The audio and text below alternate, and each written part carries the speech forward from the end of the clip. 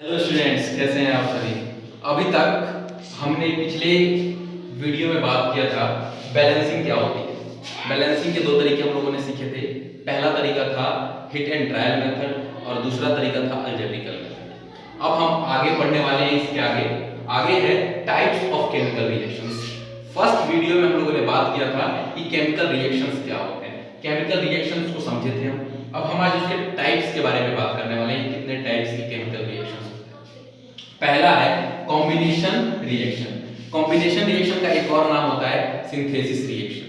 ये synthesis reaction होता क्या है कि जब दो या दो से ज्यादा सब्सटेंस आपस में रिएक्ट करते हैं और रिएक्ट करने के बाद एक सिंगल सब्सटेंस प्रोड्यूस करते हैं, है ना। तो ऐसे रिएक्शन को हम लोग नाम देते हैं combination reactions. The reaction in which two or more substances combine to form a single new substance, एक नए सब्सटेंस को जन्म देते हैं, है ना। अब बात करते हैं कि ये कितने टाइप के होते हैं।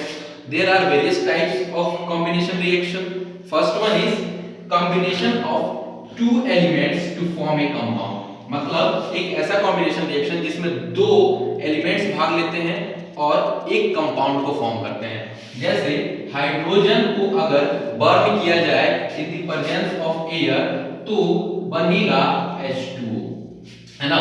तो इसको अगर हम लोग बैलेंस कर लें तो यहाँ पर 2 आ जाएगा, यहाँ पर 2 आ जाएगा। थोड़ा सा सोचने वाली बात है। हाइड्रोजन किस स्टेट में होता है? गैसियस स्टेट में होता है। ऑक्सीजन किस स्टेट में होता है? गैसियस स्टेट में होता है। लेकिन H2O किस स्टेट में होता है?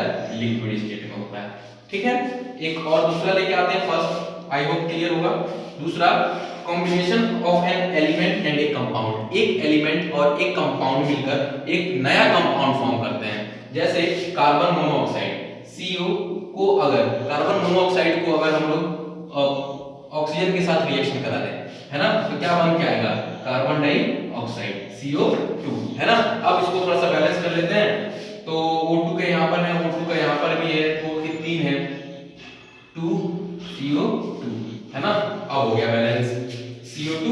और अब देखेंगे थोड़ा सा कि कार्बन मोनोऑक्साइड जो है किस स्टेट में होता है? गैसियस स्टेट में। O2 किस स्टेट में? गैसियस स्टेट में। कार्बन डाइऑक्साइड किस स्टेट में? गैसियस स्टेट में। तीसरा टाइप है कॉम्बिनेशन ऑफ टू एलिमेंट्स। मतलब दो एलिमेंट्स का कॉम्बिनेशन रिएक्शन कराएं तो तीसरा जो प्रोडक्ट मिलेगा एक नया कंपाउंड मिलेगा, है ना। जैसे कि अगर हम NH अमोनिया को 3 को रिएक्शन करा दें, किसके साथ रिएक्शन करा दें? HCl के साथ, हाइड्रोक्लोरिक एसिड के साथ। रिएक्शन करके क्या बनेगा? अमोनियम क्लोराइड NH4Cl, है ना। NH4Cl बन जाएगा। अब थोड़ा सा देख लेते हैं NH3 किस स्टेट में होता है? NH3 अमोनिया गैसियस स्टेट में होता है। हाइड्रोक्लोरिक एसिड किस स्टेट में होता है? हाइड्रोक्लोरिक एसिड लिक्विड स्टेट में होता है। अब और NH4Cl किस स्टेट में होता है? सॉलिड स्टेट में होता है ना। तो इस तरीके का हम लोग कह सकते हैं कि टाइप ऑफ रिएक्शन भी वेरियस टाइप्स के होते हैं। Combination of two elements form a compound, combination of an elements of a compound, ये सब एग्जांपल है इसका, है ना। ये सब एग्जांपल है इसका। स्क्रीन को पॉज कीजिए और जूम करके कॉपी में नोट कर लीजिए।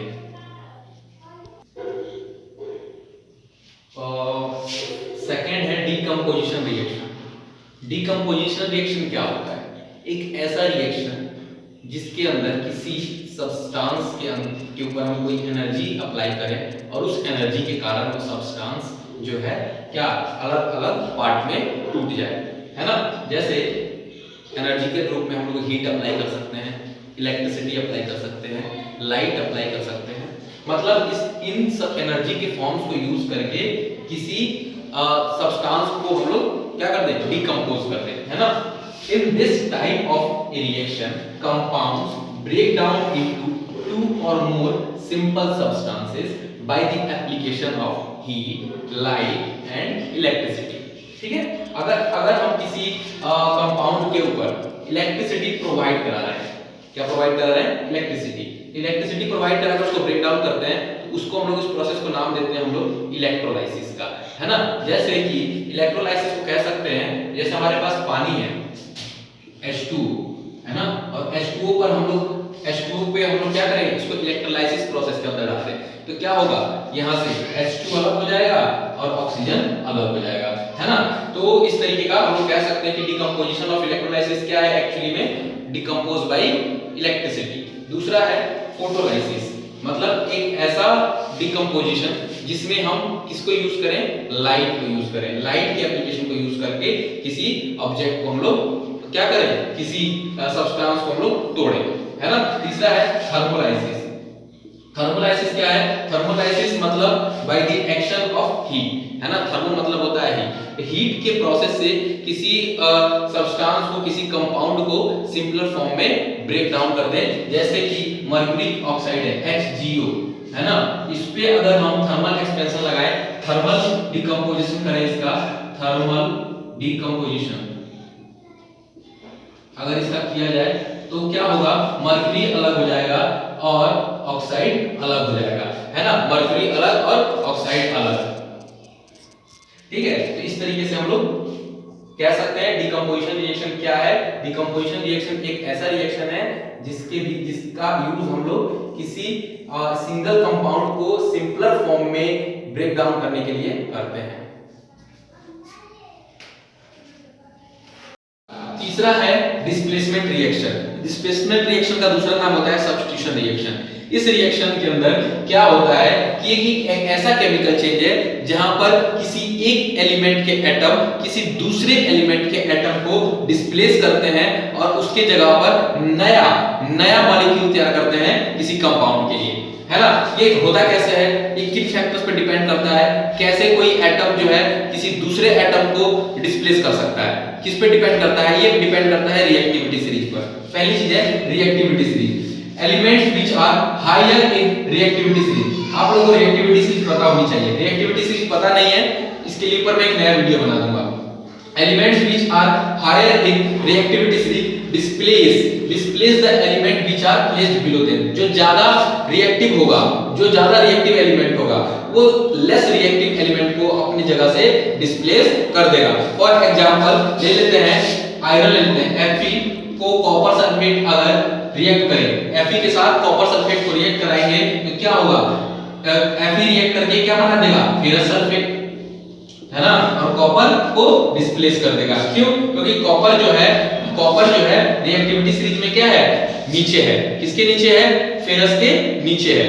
ठीक है, दूसरी चीज है more electropositive elements displaces lesser electropositive elements. जो जितना ज्यादा इलेक्ट्रोपॉजिटिव होगा, जो भी एलिमेंट ज्यादा इलेक्ट्रोपॉजिटिव होगा, इलेक्ट्रोपॉजिटिव का मतलब क्या होता है, जिनके पास इलेक्ट्रॉन्स को डोनेट करने की क्षमता ज्यादा होती है, तुरंत क्या कर देते हैं, विथड्रॉ कर देते हैं इलेक्ट्रॉन्स को। ऐसे एलिमेंट्स अपने से लेस इलेक्ट्रोपॉजिटिव एलिमेंट्स को क्या कर देंगे, वहां से हटा देंगे, डिस्प्लेस कर देंगे।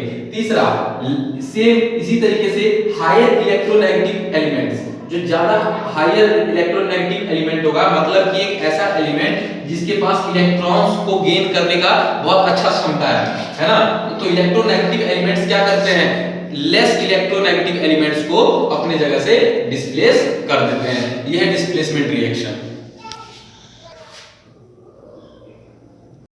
तीसरा है डिस्प्लेसमेंट रिएक्शन। डिस्प्लेसमेंट रिएक्शन का दूसरा नाम होता है सब्स्टिट्यूशन रिएक्शन। इस रिएक्शन के अंदर क्या होता है कि एक ऐसा केमिकल चेंज है जहां पर किसी एक एलिमेंट के एटम किसी दूसरे एलिमेंट के एटम को डिस्प्लेस करते हैं और उसके जगह पर नया मॉलिक्यूल तैयार करते हैं किसी कंपाउंड के लिए, है ना। ये होता कैसे है, ये किन फैक्टर्स पर डिपेंड करता है, कैसे कोई एटम जो है किसी दूसरे एटम को डिस्प्लेस कर सकता है, किस पे डिपेंड करता है, ये डिपेंड करता है रिएक्टिविटी सीरीज पर। पहली चीज है reactivity series, elements which are higher in reactivity series. आप लोगों को रिएक्टिविटी सीरीज पता होनी चाहिए, रिएक्टिविटी सीरीज पता नहीं है इसके लिए ऊपर मैं एक नया वीडियो बना दूंगा।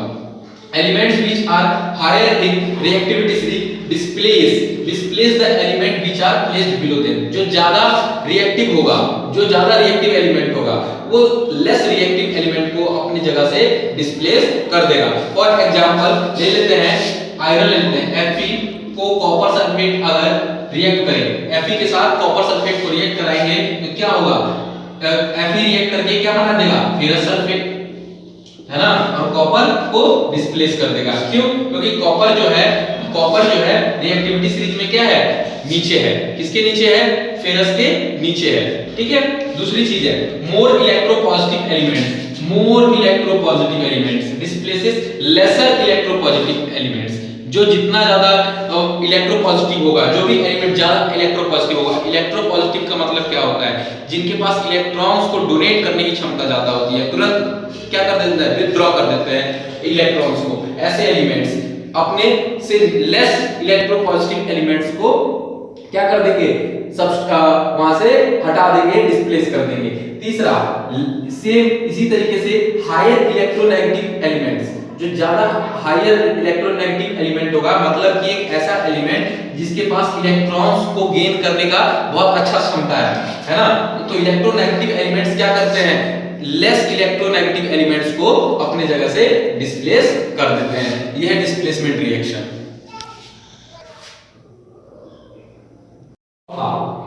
डबल डिस्प्लेसमेंट रिएक्शन या मेटाथेसिस रिएक्शन के नाम से भी इसको हम लोग जानते हैं, है ना। ये एक ऐसा रिएक्शन है जिसमें दो डिफरेंट कंपाउंड्स आपस में रिएक्ट करते हैं और दो ही डिफरेंट नए कंपाउंड्स बनाते हैं by the exchange of their ions.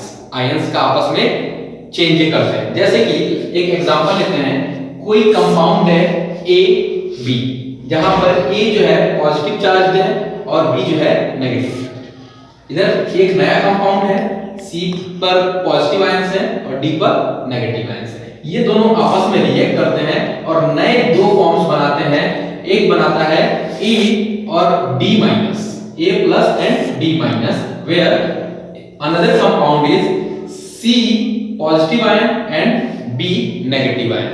Example ले लेते हैं। एग्जांपल के लिए हम लोग ले लेते हैं sodium chloride NaCl plus AgNO3 silver nitrate. ठीक है, सिल्वर नाइट्रेट को सोडियम क्लोराइड से जब रिएक्ट कराते हैं, हमको पता होगा सोडियम पर पॉजिटिव चार्ज होता है, क्लोरीन पे नेगेटिव, Ag पर पॉजिटिव और नाइट्रेट पर नेगेटिव। जब ये आपस में चेंज करेंगे तो चेंज करते हैं तो क्या नया फॉर्म होगा compound,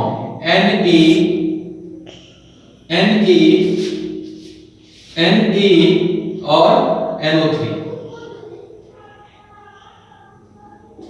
where next one is AgCl,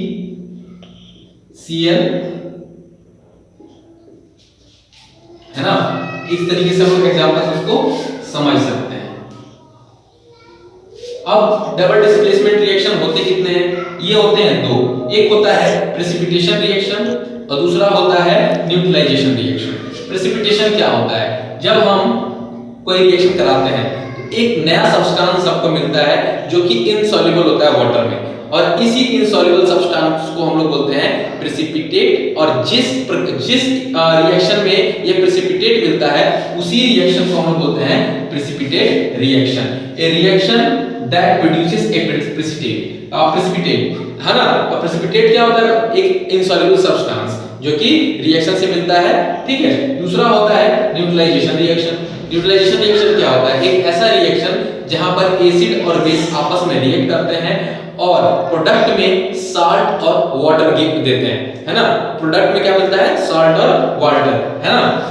जैसे इसके पीछे रीजन क्या है, एक्चुअली में जो ये न्यूट्रलाइजेशन रिएक्शन है वो कौन से आयंस का आपस में चेंजेबल है, मतलब हाइड्रोजन आयंस और हाइड्रोजन आयंस का और हाइड्रोक्साइड आयंस का आपस में चेंज है ना। एग्जांपल में देख सकते हैं H हाइड्रोजन जो होता है प्लस चार्जेबल होता है और OH होता है वो नेगेटिव चार्जेबल होता है। तो जब ये बनता है तो H2O बनता है जो कि वाटर होता है। यही है डबल डिस्प्लेसमेंट रिएक्शन। हो गया।